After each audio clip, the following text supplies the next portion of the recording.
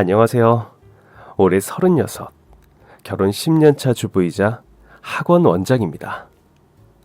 남편과 전 대학을 졸업한 20대부터 학원 선생님으로 일하던 중에 만나 결혼을 했고요. 둘이 힘을 합쳐 초등 보습 학원을 차려서 운영하고 있어요. 이번에 새로 오픈한 학원은 초중고등학교와 아파트 단지를 끼고 있는 데다 아이들 이름을 외울 정도로 애정을 기울인 결과 어느 정도 자리를 잡아가고 있어요. 남편은 이남 일녀 중 둘째 차남인데 장남인 시숙이 결혼을 안 해서 집안의 대소사를 거진 제가 맏며느리처럼 맡아서 하고 있어요. 시어머니는 약국과 개인 의원이 있는 3층짜리 건물주로 건물 3층에 살고 계십니다. 지금 의원이 있는 2층이 저희가 처음 학원을 시작했던 곳이에요. 임대료 월세를 내지 않는 대신 시어머니를 모시고 살면서 돈을 차곡차곡 모은 덕분에 얼마 전에 독립을 했답니다. 하지만 시어머니와 함께 사는 동안 어마무시한 일들이 많았어요. 그래서 그 시집살이 이야기를 들려드리려고 하는데요.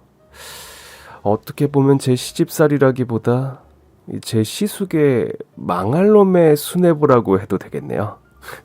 한번 들어봐 주세요. 저희 시어머니의 장남사랑은 유별납니다. 언젠가 한번 시어머니가 너무나도 당당하게 속마음을 털어놓으신 적이 있으세요. 깨물어서 안 아픈 손가락 없지만 특히 아픈 손가락은 있으시다고. 출산부터 집에서 낳아 기른 시숙은 병원에서 의사 손에 받아 키운 둘째 셋째와 다르다고요. IQ 150, 상위 2%에 들어가는 명석한 두뇌로 어려서부터 신동소리를 듣고 자랐고 명문대 입학할 때만 해도 가문의 영광이 될 제목이라며 큰 기대를 모았던 시숙입니다. 근면성실한 약사로 처와 3남매를 부양했던 시아버지는 자신의 약국을 큰아들이 물려받길 소원했지만 시숙은 순수 학문을 하고 싶다며 시아버지의 뜻을 따르지 않고 수학과를 선택했어요. 그런데 그해 겨울 약사였던 시아버지가 폐암 수술을 받고 후유증으로 갑자기 돌아가셨고 부친의 부재에 시숙은 크게 방황을 하셨죠. 뒤늦게 후회하며 약학과 일반대학원에 진학하려고 했는데 인연이 안 되려고 그랬는지 정원 티오가 나지 않거나 시험에 연거푸 낙방해서 결국 강남 단과학원에서 고등부 수학 강사로 일하세요.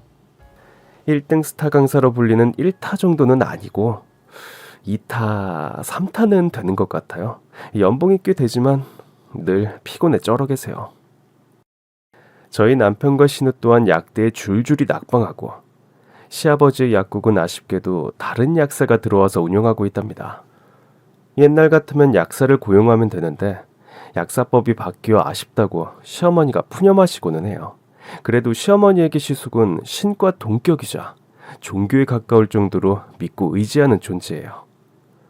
정작 시어머니를 모시고 사는 건 저희였는데 저희는 늘 거기에 있는 공기 같은 존재고 2주일에 한 번 정도 전화해서 겨우 생존 신고하는 시숙은 너무나도 고맙고 기특한 효자입니다. 행여 시어머니가 화장실에 간 사이에 휴대폰이 하도 울려서 제가 전화를 받기라도 하면 여보세요 아주버님. 어머니요 잠시 볼일 보시는데요. 말이 끝나기도 전에 시어머니가 바지춤을 올리면서 불이 나게 뛰어오십니다. 야야야야 내 지금 받는다 받아. 그리곤 휴대폰을 낚아치며 저에게 눈을 흘기시죠. 에휴 넌 내 허락도 없이 왜 네가 전화를 받고 있냐. 그렇게 저를 나무라십니다. 그러고는 금세 다정한 목소리로 장남 전화했니? 아야 볼일은 무슨 괜찮아 그래. 응? 밥은 먹었니? 바람 불면 날아갈까 쥐면 꺼질까 시어머니가 금지옥엽으로 키운 시숙은 눈에 넣어도 아프지 않고 무얼 주어도 아깝지 않은 장손 장남입니다. 근데 명절과 생일마다 저희가 시어머니에게 드리는 용돈을 시숙한테 홀라당 갖다 줘요. 시숙이 저희보다 돈을 더 많이 버는데도요.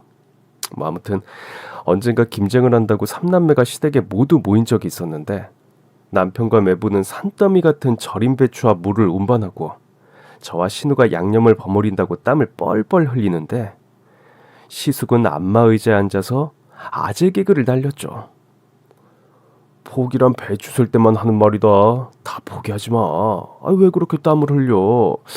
이 배추 숨이 잘 안 죽나 봐.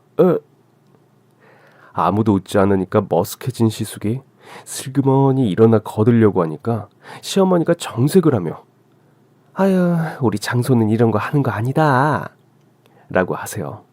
그래도 시숙이 양심은 있으셔서 매부의 칼을 뺏어들고 이 칼을 빼들었으니 어디 무라도 한번 썰어볼까? 하며 생색을 내셨죠. 매부가 무를 30개 채 썰고 남은 무 하나, 달랑 무 하나 썰었나?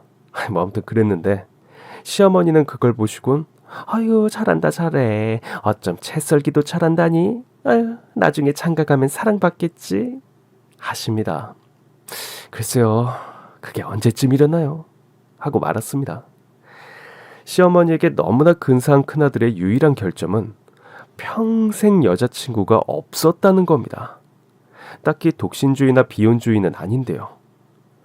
수학 강의는 카리스마 넘치게 하면서 여자 앞에만 서면 왜 어버버버버거리며 그 눈도 못 맞추는 쑥맥이 되어버리는지 여태 여자친구 한 번을 데려온 적이 없으세요. 시숙의 성격이 좀 소심하고 말이 없는 편이긴 하지만 준수한 외모나 직업이나 집안이나 어딜 봐도 여자들에게 전혀 안 먹히는 지레바 프로필은 아닌데 말이에요. 저희 남편과 신우가 적당한 나이에 적당한 이성을 만나 연애하고 결혼하고 아이까지 낳는 동안 시숙은 시어머니의 과잉보호만 듬뿍 받고 있었어요. 처음엔 때가 되면 가겠지 하시던 시어머니도 시숙 나이가 점점 차서 내일 모레 많이 될 지경에 이르자 저와 신우에게 참한 여자를 소개해달라고 어찌나 노래를 부르시는지. 어머니의 성화에 못 이겨 시숙에게 몇 번이나 소개팅을 시켜줬는지 몰라요.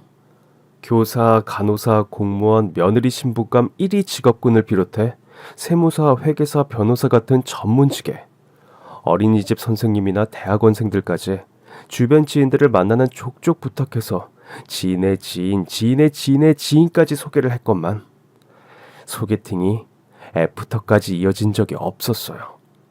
간혹 시숙을 다시 만나고 싶다는 여성도 있었는데 시숙은 왠지 꿀먹은 벙어리가 되어버리는 거죠. 한 번은 남편이 시숙에게 진지하게 물어본 적도 있었어요. 형, 결혼하긴 할 거야?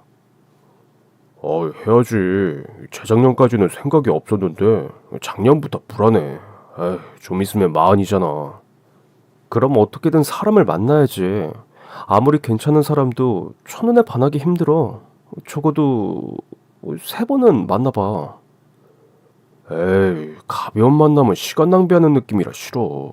사람들이 나보고 눈이 높은 거 아니냐고 하던데 네가 보기에도 내가 눈이 높아? 형 눈 엄청 어마무시하게 높아. 그런가? 안 높은 거 같은데. 사실 난 자만추란 말이지. 자만추? 그게 뭔데? 자연스러운 만남을 추구한다고. 자만추. 난 소개팅으로 내 이상형을 만난 적이 단 한 번도 없잖아.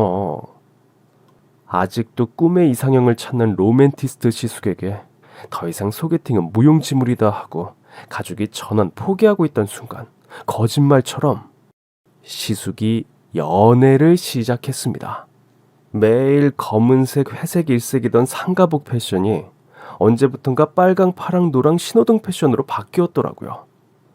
헤어스타일도 투블럭 컷으로 간지나게 바꾸면서 10년은 젊어 보이고 그러더라고요. 대체 40년 가까이 빙하 속 바이러스처럼 동결되어 있던 시숙의 연애세포를 깨뜨린 주인공은 누구인가? 눈이 높아서 웬만한 여자들을 거들떠보지도 않던 시숙의 눈에 들어온 여자는 과연 어떤 여자인지 가족들의 초미의 관심사로 떠올랐고 시어머니의 기대와 우려 속에서 남편과 제가 먼저 그 여자를 만나보게 되었습니다. 나이는 33. 굉장한 미인은 아닌데 화려했어요. 이목구비가 서구형으로 큼직큼직하고 전체적으로 까무잡잡한 게 섹시해 보였습니다. 피부가 좋아서 더 예뻐 보이는 건가 싶을 정도로 탱탱하고 탄성이 좋은 피부였어요. 게다가 머리부터 발끝까지 명품으로 두르고 있었어요. 전 그 여자가 생각보다 화려해서 놀랐고 생각보다 친화력이 좋아서 2번 놀랐습니다. 언제 봤다고 10년지기 친구처럼 스스럼 없이 말을 걸어서 진짜 당황스러웠어요. 나랑 동갑인데 굳이 존댓말 그런 거 안 해도 돼요. 우리 좀 쿨하게 합리적으로다가, 응? 아, 네. 그래도 법도가 있으니 형님이라고 부를게요. 편하게 하자, 편하게. 시숙 나이가 있으니 저보다 어린 형님을 맡겠구나. 뭐 예상을 못한 건 아닌데요. 저와 동갑이란 게 여간 불편했고 어딘가 위화감이 느껴졌어요. 그 여자의 말투며 동작이며 리액션이 굉장히 과장되고 화려해서 거부감이 들었거든요. 와우, 이 식당 분위기 very nice. 고기 맛은 판타스틱. 끝내준다, 그쵸? 아, 네, 고기가 좋네요. 당신도 괜찮지?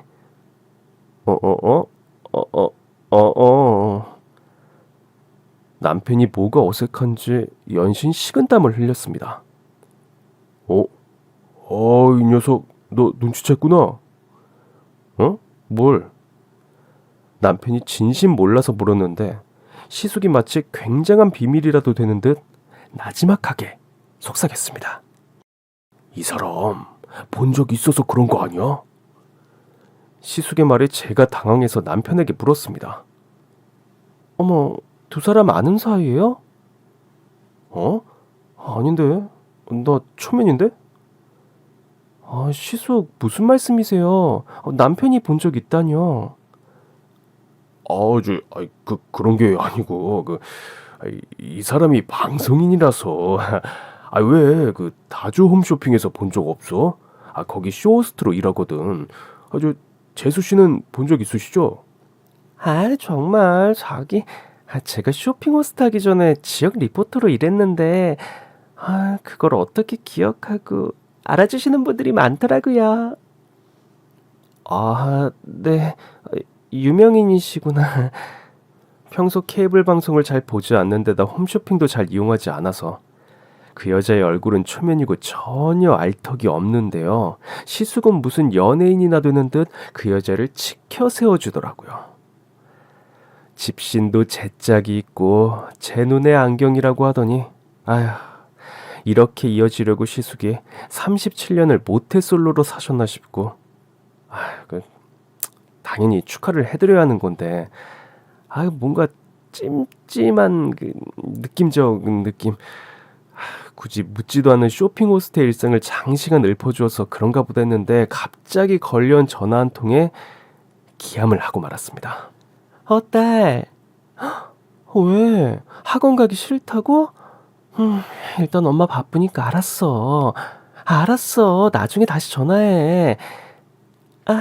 제가 어디까지 이야기를 했더라? 딸?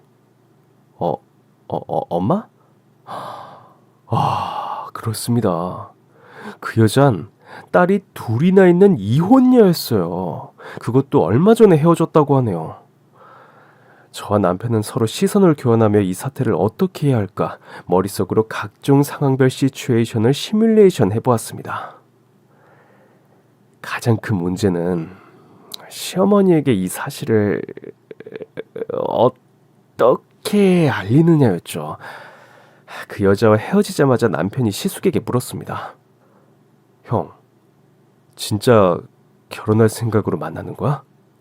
당연하지. 내가 찾던 이상형을 인간으로 빚어놓은 사람이야. 외모, 성격, 직업까지 다 내 머릿속에 있던 사람을 꺼내놓은 것 같다고. 애 2 딸린 이혼녀라도 괜찮은 거야? 임마. 그게 무슨 상관이냐? 형은 없어도 엄마는 상관 있을걸? 엄마는 내가 뭘 해도 다 이해하셔. 그런 걱정은 하덜 마. 와, 정말이지 난 형이 그런 스타일을 좋아하는 줄 몰랐어. 그렇지? 난 한마디로 똑 부러져서 내 머리 위에서 노는 사람이 좋아. 현명하게 날 이끌어주고 날 잡아주는 그런 여자. 아, 난 그 사람 손바닥 위에서 뛰어놀고 싶다고. 아, 형. 정말 미쳤구나. 나 사랑에 미친놈 맞아. 그래서 너무 행복해. 얼씨구. 노총각이 사랑에 미쳤다는데 더 할 말이 있나요? 아, 이제부터 시숙의 노답 인생이 시작되는 거죠. 시숙이 마침내 애 둘 딸린 이혼녀와 결혼하겠다고 하자 시어머니는 온몸으로 결혼 반대 결사항전을 외치며 몸져 누우셨습니다.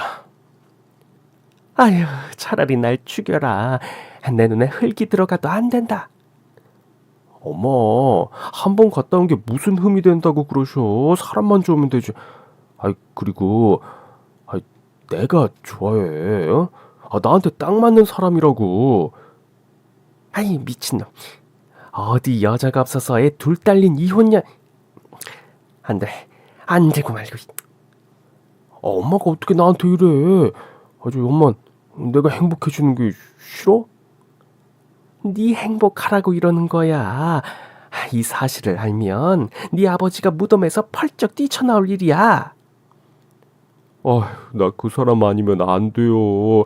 나 죽는 거 보고 싶어. 정말 그래? 이놈이 어디서 협박이야. 그래. 차라리 그냥 혼자 살아. 응? 안 돼. 그 사람 나 때문에 이혼한 거야. 내가 책임져야 한다고. 뭐? 아이고, 이놈의 자식이 지금. 그게 무슨 소리냐? 네 때문에 이혼했다니. 네가 유부녀를 꼬신 거야? 진짜 남의 가정을 파탄을 냈단 말이야? 어쩌다 보니 그렇게 됐어지. 엄마 그냥 허락해줘요. 허락 안 해주면 엄마 허락 없이도 할 수 있어. 그래도 엄마 축복 받으면서 결혼하고 싶다고요. 네? 아이고, 우리 가문의 자랑이 한순간에 가문의 수치가 되는구나. 여자 하나 때문에. 아휴, 네가 이럴 줄 난 몰랐다. 어머니, 저 자신 있습니다. 결혼해서 행복하게 살 자신이 있다고요. 제발. 제 행복을 막지 말아주세요. 뭐야? 아휴, 말이라도 못하면. 이 고얀 놈아, 이 무정한 놈아. 널 낳고 먹은 미역국이 아깝다, 이놈아. 아들이 죽겠다는데 그걸 두고 볼 어머니가 어디 있겠어요. 동서고금의 어머니들처럼 시어머니는 시숙의 고집을 꺾지 못했고 결국 정신줄을 다 놓은 얼굴로 결혼을 허락해 주셨어요. 알고 보니 큰동서는 시숙과 바람이 나서 이혼을 당했다고 하더라고요. 어떻게 보면 양다리로 시숙을 속인 건데도 여자에게 빠져서 정신 못 차리고 결혼까지 직진한 거죠. 시숙의 결혼은 어쨌거나 저희 집안에 큰 풍파를 가져왔습니다. 전 큰동서가 제가 해왔던 맏며느리 역할을 해주길 기대했지만 방송한다는 핑계로 명절마다 코빼기도 보이지 않고 어쩌다 한번 일찍 들른 날이면 큐빅이 콕콕 박힌 화려하고 길다란 손톱을 들어 보이며 동서 미안해. 오늘 한 거라 설거지하다가 하나라도 빠지면 곤란하잖아. 이런 가짜는 소리를 해대길래 저도 지지 않고 말했죠. 그거 걱정되시면 고무장갑 끼면 괜찮지 않을까요? 에이, 내가 동선을 고마워하는 거 알지? 고마워. 이러면서 제 이야기는 들은 척도 안 하고 시어머니 옆으로 가서 알랑방구를 낍니다. 어머니, 피부가 왜 이렇게 까칠하세요? 제가 잘 아는 마사지샵이 있는데 같이 한번 가요. 내일도 한번 받으시고요. 에휴, 괜찮다. 남편이 돈 좀 번다고 아녀자가 흥청망쳤으면 못 써. 하면서 자리를 뜨셨어요. 머쓱해진 큰동서는 심심해하고 기지개를 켜면서 올 자기는 뭘 하나 가볼까 하며 작은 방으로 쏙 들어가 버리고 저 혼자 제사 음식을 준비했어요. 동서가 들어오면 오순도순 같이 이야기도 하면서 일하면 그나마 수월하겠거니 했던 제 기대는 와장창 깨져버렸죠. 이런 일이 수차례 반복되면서 그냥 명절, 기념일, 모임에서 집안일은 그냥 내가 하고 말지 하고 생각했어요. 안 그러면 자꾸 뺀질거리면서 일 안 하는 큰동서와 비교하게 되어서 제가 너무 괴롭더라고요. 이게 내 복인가 보다. 일복만은 내가 그렇지 뭐. 자주 하면서 내 할 일만 묵묵히 했습니다. 그런데 한 번은 제가 명절마다 일을 도맡아 하는 게 미안하다며 자기가 늦게 오는 대신 저녁으로 먹을 음식을 사오겠노라 큰 동서가 호언장담을 하더라고요. 그래서 깡그리 없애버렸던 기대와 희망을 신락같이 가지고 있었는데 저녁 시간이 다가와도 큰 동서는 오지 않았고 갑자기 큰 동서에게서 전화가 왔습니다. 여보세요? 형님 어디세요? 지금 가족들 다 형님만 기다리고 있는데 우리 저녁 형님이 사오시기로 했잖아요. 나 지금 일이 갑자기 꼬여서 도저히 제 시간에 못 갈 것 같아. 미안해. 형님, 그러시면 좀만 더 일찍 전화를 주시지 그러셨어요. 그럼 제가 간단하게 밥하고 된장찌개라도 끓이면 되는데. 그러게 동서. 미안한데 지금 전화해서 김밥하고 라면 좀 주문해줘. 네? 김밥하고 라면을 먹으라고요? 그럼 명절 음식 지겨울 때 김밥하고 라면이 장땡인 거 몰라? 주문 좀 부탁해. 김밥을 시킬 거였으면 진작에 연락을 해주든가 아니면 본인이 직접 우리 동네 김밥 가게에 전화를 할 수도 있는 거잖아요. 어쩜 이렇게 저한테 맡겨놓은 것처럼 태연하게 시킬 수가 있는 거죠. 이런 사소한 일로 사람의 마음은 멀어지기도 하고 돌아서기도 하는 것 같아요. 그렇지 않아도 짚고 넘어가야 할 게 시숙이 버는 돈이 의붓딸들 교육비로도 들어간다는 거예요. 이혼하면서 양육권이 생부가 갖고 있어도 두 딸들이 엄마 집이라고 가끔 놀러 오는데 시숙은 이 아이들에게도 물심양면으로 잘하는 거예요. 애들도 언제 봤다고 시숙에게 아빠 아빠 하는데 큰 동서의 친화력 DNA가 무섭긴 무섭더라고요. 제가 보기엔 큰 동서 모녀들이 물주 하나 제대로 물었다 싶은 그런 거죠. 아빠, 나 용돈 좀 주세요. 네? 딸, 어디 쓰려고? 발레복 사려고요. 그거 2달 전에도 발레복 맞춘다고 해서 아빠가 돈 줬는데 기억 안 나? 벌써 2달이 지났으니까 개그캠이죠. 유행 떨어져서 안 돼요. 아니, 어린이 발레복에도 유행이 있어? 그럼요. 아빠, 2벌 사면 할인이래요. 그럼 개이득인데. 여보. 애들 발레복 얼마 한다고. 그냥 사줘. 어제 자기 월급 받았잖아.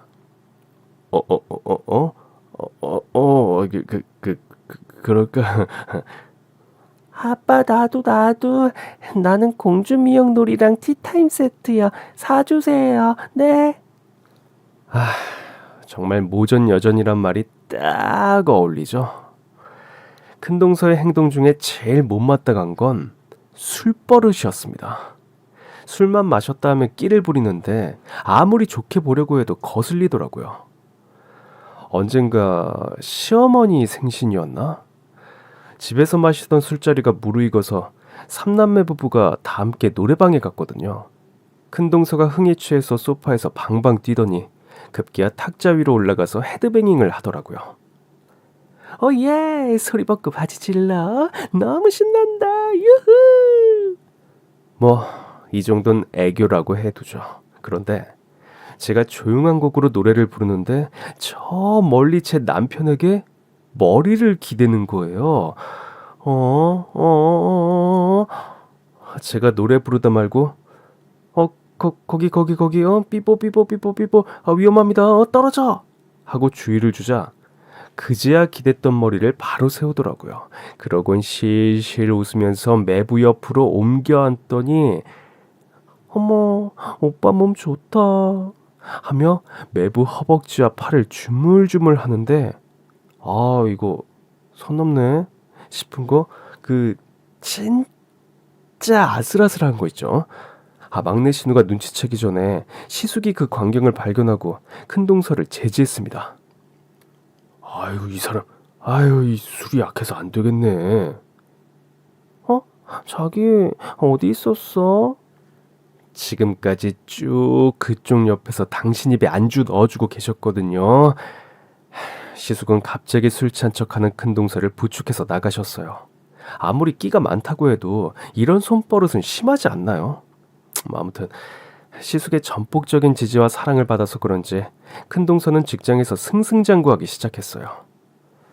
큰동서가 소개하는 제품이 완판 행진을 거듭하고 완판왕으로 등극하자 회사 사장 눈에 들어서 메인 프로그램 진행자로 발탁됐거든요. 성공 일로를 걸으면서 큰동서는 굉장히 바빠졌어요. 미팅이다 회식이다 5만 가지 핑계를 대며 점점 밖으로 돌면서 시숙에게는 소홀해졌죠. 그런 와중에 어느 날 갑자기 시숙이 업무 방해죄로 검찰에 불구속 송치되는 일이 발생했습니다. 내용인즉슨 학원 강사인 시숙이 고교 학력평가 시험 문제지를 유출했다는 거예요. 시숙과 친분이 있는 교사가 시험 문제 출제자로 참여하게 되었고 이 사실을 알게 된 시숙이 교사를 돈으로 매수해서 시험 문제지를 일부 학생들에게 전달했다는 건데요. 학교에서 전교 59등, 120등 하던 학생들이 갑자기 전교 1등, 2등을 하게 되니까 이를 수상하게 여긴 학부모들이 의혹을 제기하면서 이런 비리가 수면에 드러났다고 합니다. 이게 무슨 날벼락 같은 일이냐며 시어머니는 또 머리를 싸매고 들어 누우셨고 저희는 업무 방해죄 전문 변호사를 선임해서 시숙 재판에 대응했죠. 소극적이고 소심한 시숙이 사사로운 이익을 위해서 이런 범죄를 벌이실 분이 아닌데 어쩌다 이렇게 됐는지 도무지 이해가 안 됐어요. 시숙은 시험지를 유출하면서 따로 돈도 받지 않았다고 해요. 그 결과 징역 1년에 집행유예 3년을 선고받았습니다. 이번 일로 송치된 학생들은 모두 무혐의 처분과 기소유예로 풀려났어요. 불행 중 천만다행이었죠. 범행이 조기에 발각돼서 성적 처리의 공정성이 궁극적으로 침해되지 않은 점을 정상 참작했다고 하더라고요. 그런데 변호사가 법원을 나오면서 이런 이야기를 하는 거예요. 저 다주 홈쇼핑 대표랑은 친인척 관계인가요? 네? 아니요. 잘 모르는 분인데요. 그거 이상하네. 이번 시험지 유출 건 학생 부모 중에 다주 홈쇼핑 대표가 있는데 이분이 이 일을 주도하신 것 같더라고요. 피고 김현우 씨가 이런 일을 할 이유가 없는데 굳이? 그분과 무슨 관계길래 이런 위협을 무릅쓰고 범법 행위를 저지르셨나 싶어서요. 아무 관계도 아닌데 왜 그러셨지? 하고 머리를 갸우뚱하는 겁니다. 나중에 시숙에게 따져 물으니 그지야 실토를 하더만요. 실은 와이프 회사 사장 아들이 고3인데 아들 성적 때문에 고민이라고 어쩌다가 이번에 고교 학력고사 시험 문제를 출제한 친구가 있다고 했더니 딱 한 번만 도와달라고 하더라고. 사장한테 점수 따고 싶다고. 프라임 시간 때 MC 한번 맡고 싶다고 우는데 어떡해. 학생 한 명쯤이야 하는 아니란 생각으로 너무 큰 잘못을 저지르고. 변명이 길지? 미안하다. 우리 가족들 볼 면목이 없다. 미안하고 부끄럽고 참담하고 어머니께는 정말 큰 죄를 지었네. 이 일의 여파로 해당 학원은 폐원하고 시숙은 갈 곳을 잃고 실업자가 됐습니다. 시숙이 그동안 모았던 돈은 대부분 변호사 비용으로 들어갔고요. 한 번도 경제적인 어려움을 경험해 본 적이 없는 시숙은 처음으로 위기를 맞으셨어요. 바깥 활동을 멈추고 종일 집에서 근신하는 시숙이 기죽어서 지낼까봐 시어머니는 틈이 날 때마다 생활비 하라며 용돈을 보내셨는데 큰동서는 바깥으로 돌면서 시숙을 향한 무시와 구박이 날로 심해졌어요. 이게 다 큰동서의 승진욕 때문에 일어난 일인데 미안해 하기는 개뿔. 홈쇼핑 회사 대표의 눈밖에 나지 않으려고 갖은 술수를 부리며 회사 대표 옆에 시녀처럼 딱 붙어 다닌다고 하더라고요. 안 그래도 바람기가 다분한 사람이라 시숙이 주의를 줬는데 시숙에게 의처증 환자라며 큰동서가 난리를 부렸다고 하네요. 여보, 조신하게 집에 좀 있으면 안 돼? 지금 내가 얼마나 힘든 상황인지 누구보다 잘 알잖아. 뭐? 지금 나 때문이라고 이러는 거야? 내가 당신 등 떠밀었어? 아니잖아. 난 그저 시험지가 있으면 좋겠다. 그냥 아무런 의도 없이 말을 툭하니 내뱉었을 뿐이야. 그런데 자기가 일을 다 버려놓곤 지금 나 때문이라고 죄를 뒤집어 씌우는 거야, 뭐야? 그런 말이 아니라, 당신 얼굴 보기가 힘드니까 이러지. 맨날 대표 전화 받고 나가서 새벽 늦게 들어오는데 어떤 남편이 가만히 있겠어? 어이가 없네. 지금 나 의심하는 거야? 내가 뭘 어쨌다고 이래? 아니, 난 당신이 술 취하면 이성을 잃고 필름이 끊기니까 걱정돼서 그래. 지긋지긋해. 남자들은 왜 이래? 왜 자기 와이프를 의심하냐고. 내가 뭘 잘못했다고. 내가 어린애야? 술도 허락받고 마셔야 해? 너 전에도 회식이라고 외박한 적도 있잖아. 그래서 뭐? 지금 내가 바람이라도 핀다는 거야? 나랑 사귈 때도 그랬으니까. 미안해 여보. 자꾸 나쁜 생각만 들어. 그러니까 제발 나 좀 잡아줘. 당신 정말 미쳤네, 미쳤어. 당신 같은 정신병자랑은 못 살아. 그리고 내가 지금 누구 때문에 열일하는데 우리 생활비에 보험에 적금에 나가는 돈만 수백이야. 이거 어떻게 메워? 나라도 일해야지. 당신 돈도 못 벌잖아. 당신이 지금 나한테 해주는 게 뭐 있어? 이럴 거면 우리 이혼해. 야, 김희훈, 말을 왜 그따위로 해? 나 당신 꼴도 보기 싫으니까 당장 이혼해. 큰동서는 시숙을 정신병자 취급하며 이혼을 요구했고, 시숙은 아내를 의심하며 서로를 괴롭히는 것보다 차라리 이혼이 낫겠다 싶어서 이혼 서류에 도장을 찍었습니다. 혼인 서약을 한 지 채 1년도 안 돼 이혼남이 된 시숙은 정말 폐인처럼 지냈어요. 한동안 일자리도 구하지 않고 집에서 칩거하며 한 번씩 털레털레 저희 집에 오셔서 남편과 소주잔을 기울이며 이혼 때문에 생긴 아픈 상처를 달래곤 했습니다. 내 인생이 어쩌다 이렇게 됐는지 모르겠어. 어디서부터 잘못된 걸까? 진짜 이런 말하기 미안한데 형. 잠시 불려시한테 홀렸다고 생각해. 오히려 헤어진 게 형한테 잘 된 거야. 그 여자 가정을 책임지고 꾸릴 그런 스타일이 아니잖아. 이번 기회에 인간에 대해서 큰 공부했다 쳐. 그래요, 아주버님. 생각해보면 그 여자 거짓말로 아첨하고 간사하게 속이고 꾸미는 말에 일인자였잖아요. 외람되지만 생활도 물러나고요. 우리 가문에 어울리지 않았는데 잘 됐어요. 이혼 잘 결정하셨습니다. 으이그, 이 애미가 이래서 결혼을 반대했던 거야. 똥인지 된장인지 꼭 찍어 먹어봐야 알겠냐? 죄송합니다. 정말 식구들 뿔 낯이 없어. 시숙이 손등으로 눈물을 닦는 모습을 보고 시어머니도 함께 슬피 우셨습니다. 시어머니에겐 신과도 같았고 하나의 종교였던 시숙인데 여자 보는 눈이 없어 결국 인생이 가파르게 내리막길로 치다르니 얼마나 마음이 아프시겠어요. 저희도 시숙이 사랑에 눈이 멀어서 저희의 조언 따위 듣지도 않고 주변을 보지도 않는 것이 섭섭하긴 했지만 이렇게 사람에게 대어서 의기소침하고 주눅 들어있는 모습을 보니까 화가 나는 거예요. 시숙이 누구 때문에 잘못된 선택을 하고 이렇게 망했는데 그 여잔 간사하고 교활한 술수를 써서 사회에서 인정받으며 성공한다는 게 참을 수 없는 분노로 이어졌어요. 그래서 저도 모르게 주먹을 불끈 쥐며 큰 소리로 외치고 말았습니다. 저 내일부터 다좋음 쇼핑 홈페이지 게시판에 매일 출근할 거예요.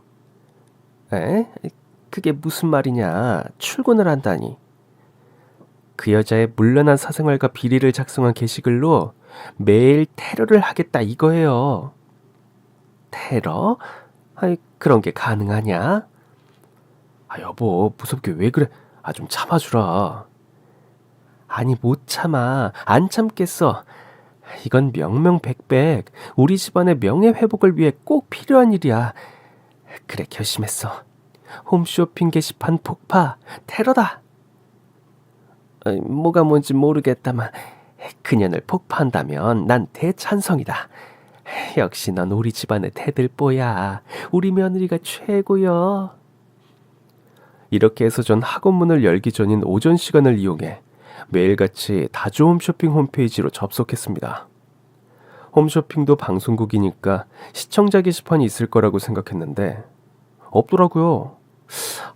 대신 고객센터가 있는데 1대1 상담 코너 형식이라 그 여자의 불륜 스캔들을 적기엔 적합하지 않았어요. 답답하다 답답해. 뭐 이렇게 쓸 공간이 하나도 없어. 아유, 아가 왜 뭐가 안 되냐? 예, 어머니, 여기 자유롭게 글을 쓸 공간이 없네요. 아유, 그래? 아유, 그럼 어떡하냐? 그렇지. 어머니, 제게 좋은 수가 있습니다. 그려? 아이고, 역시 우리 며느리가 똑똑해. 최고야, 최고. 제가 누굽니까? 의지의 며느리 아닙니까? 전 랭킹 10위에 드는 상품들을 모조리 클릭하고 상품평을 미친 듯이 남겼습니다. 히말라야 핑크솔트 치약 상품평. 상쾌하고 개운해요. 향이 강하지 않아서 좋아요. 라고 적힌 글 바로 위에 저도 상품평이 아닌 폭로글을 올렸습니다. 땡땡땡 쇼핑 호스터, 그녀의 문란한 사생활. 저도 알고 싶지 않았습니다. 남편과 딸 둘이 있는데도 미혼 남성이랑 바람이 나서 이혼당하고 그 미혼 남성과 결혼하고도 회사 대표와 썸을 타며 부정과 비리를 저지른 파렴치한 그녀의 막장 스토리가 궁금하십니까? 랭킹 10위 상품마다 폭로글을 올리고 이어서 특가, 오늘의 딜 상품에도 댓글을 달다 보니 시간이 훌쩍 지나 있더라고요. 중간중간 시어머니가 오셔서 잘 돼가니 이것 좀 먹고 하렴 하면서 딸기와 홍차를 슬그머니 책상에 놓고 가시고는 했어요. 마치 수능 공부하는 딸에게 간식을 주고 가는 다정한 어머니 같은 모습에 전 힘이 하나도 들지 않았습니다. 다음날도 같은 시간에 상품평을 쓰려고 들어갔는데 어제 제가 쓴 글들이 깡글이 다 삭제되고 사라지고 없었어요. 아마 홈페이지 담당자가 상품평을 관리하는가 보더라고요. 어쭈, 니들이 이렇게 나오겠다 이거지? 내가 물러설 줄 알고? 전 다시 전의를 불태우며 손가락을 툭툭 소리를 내어 풀고 다시 미친 듯이 상품평 칸에 그 여자 폭로글로 도배했고 이번엔 실시간으로 제 글이 지워지는 걸 목격했어요. 이것들이 안 되겠네. 저에게 간식을 주려고 들어오신 시어머니가 궁금해하며 물었습니다. 왜, 또 뭐가 안 풀려? 어머니, 저들이 잠자는 사자의 코털을 건드렸어요. 저희대로 안 멈춥니다. 아주버님의 복수, 우리 가문의 명예회복, 제가 되찾아오겠습니다. 아유, 그래 장하다 내 며느리. 필요하면 언제든 말해. 나도 같이 가주마. 그렇게 해서 흰눈이 펑펑 내리던 날에 오전 11시 30분 시어머니와 전 홈쇼핑 회사가 있는 건물 5개 주차장에서 잠복 근무를 섰습니다. 홈쇼핑 프라임 시간 방송을 마치고 나올 그 여자를 잡기 위해서죠. 그 여자의 까만색 BMW를 확인하고 그 맞은편에 저희 차를 주차했습니다. 눈이 내려서 바깥 기온이 확 내려갔는데도 혹시나 상대가 눈치를 챘까봐 시동을 걸지 못해서 시어머니와 전 사이좋게 오들오들 떨었습니다. 덜덜 떨던 시어머니가 가방에서 핫팩을 꺼내주시면서 아이고, 이거라도 들고 있어. 옷이랑 배에 붙이니까 좀 참을만하다. 네, 어머니. 어머니도 이 목도리 두르고 계세요? 목이 따뜻해야 덜 춥더라고요. 그래, 고맙구나. 역시 힘들 땐 가족밖에 없다, 그지? 네, 어머니. 역경이 닥치니까 갑자기 똘똘 뭉치게 되네요. 그러게. 그동안 내가 너희들한테 못한 것도 많아서 자꾸 미안하고 고맙고 그러네. 아니에요. 무슨 말씀을 그렇게 하세요. 참, 어머니, 준비물은 잘 들고 오셨어요? 그거 준비한다고 엄청 고생했어. 저도요. 예. 고개를 끄덕이는 어머니의 눈빛에서 어떤 결기 같은 것이 느껴졌습니다. 이윽고 방송이 끝났는지 한 무리의 사람들이 건물 밖으로 나오기 시작했고, 드디어 그 여자가 베이지색 고급 밍크 코트에 선글라스를 끼고 나타났습니다. 옆에 팔짱을 낀 남자가 있었는데 아마 그 남자가 회사 대표가 아닐까 싶었어요. 둘이 팔짱을 낀 채 주차장을 향해 걸어오는 걸 보고 이때다 싶어서 시어머니와 전 차문을 열고 달려나갔습니다. 당신들 뭐예요? 당신들이라니. 그래도 한때 동서지간이고 고부지간이었는데 말 참 맹랑하게 하는구나. 왜요? 또 뭐가 문제인데? 그 홈페이지 리뷰 그쪽이 쓴 거죠. 안 그래도 누군가 했네. 그거 쓴다고 달라질 거 없어요. 제가 대표님한테 말씀드려서 다 지웠거든요. 그죠, 대표님? 뭔가 오해를 하고 계신 것 같은데 홈페이지를 그렇게 사용하시면 곤란합니다. 그리고 무슨 일인지 모르겠지만 이런 식으로 찾아오는 것도 유쾌하진 않군요. 불륜 남녀들이 유쾌불쾌 상쾌 따지고 앉았네. 어이가 없어서. 이봐요, 당신들. 당신 둘이 짜고 우리 아주버님 꼬드겨서 시험지 유출 사건 만들었잖아. 죄를 지었으면 벌을 받고 잘못을 했으면 사과를 해야지. 어디서 불쾌하다 이 지랄이야. 그래서 당신네가 원하는 게 뭔데요? 요구사항을 말해보세요. 우리 아주버님한테 정중하게 사과하세요. 그리고 저 여자 얼굴 보고 싶지 않아요. 앞으로 영영 방송에 안 나오게 해주세요. 어머, 네가 뭔데? 네가 뭔데 날 자르라 말하는 거야? 너도 지대로 또라이구나? 오빠, 완전 미친년이야, 미친년. 너 말 잘했다. 나도 내가 이렇게 상또라인지 몰랐어. 나한테 이런 재능이 있는지 네 덕분에 알게 됐다. 야, 아무것도 모르는 순진한 노총각 꼬셔서 바람 피우고 이혼당한 것도 모자라 또 바람을 피워? 대체 넌 순결이나 정숙, 지조나 절개 이런 단어는 들어본 적도 없지? 부부의 약속이나 신뢰, 사랑 이런 걸 너같이 지저분한 년이 알긴 하겠니? 너 같은 년이랑 말 섞기도 입 아프다. 그리고 대표님, 저희들의 요구사항을 들어주지 않으시면 저 여자와 당신에 관한 폭로를 방송국에 제보하고 기자들 만나러 다닐 거예요. 제가 얼마나 또라이인지는 미리 보기가 충분한 것 같은데 어때요? 오빠.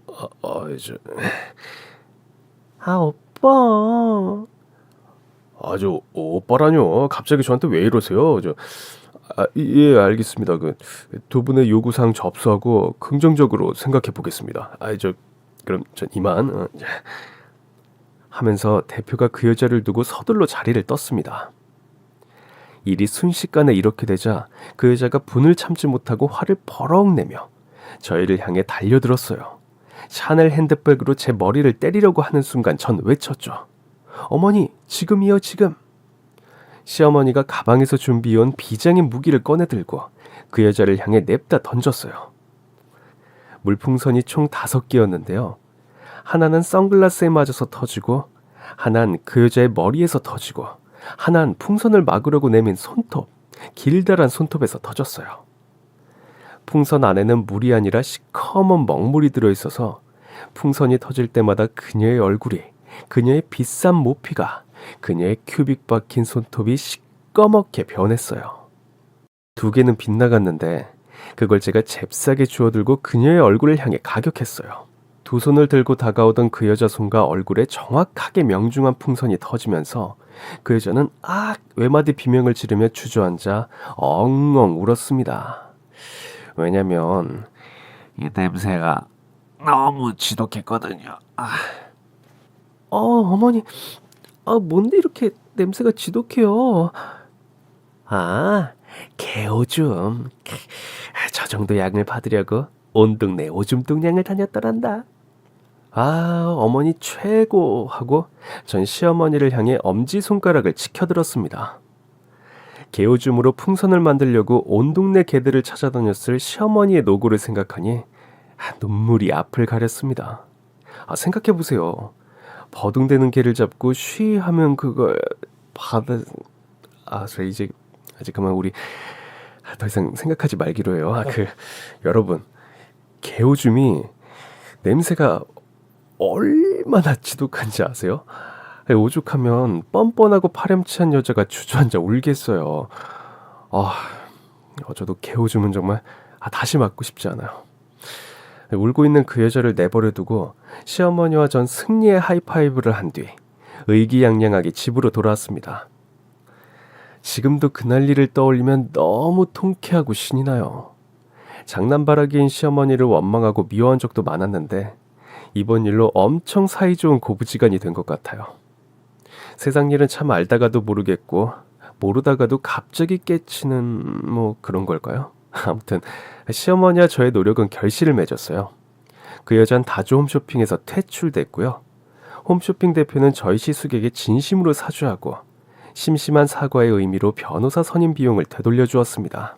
덕분에 전 방송국을 찾아다니며 그 여자의 사생활을 보도해달라고 애원하는 또라이 짓을 하지 않아도 됐어요. 시어머니는 그동안 수고했다며 저희에게 분가하라고 하셨습니다.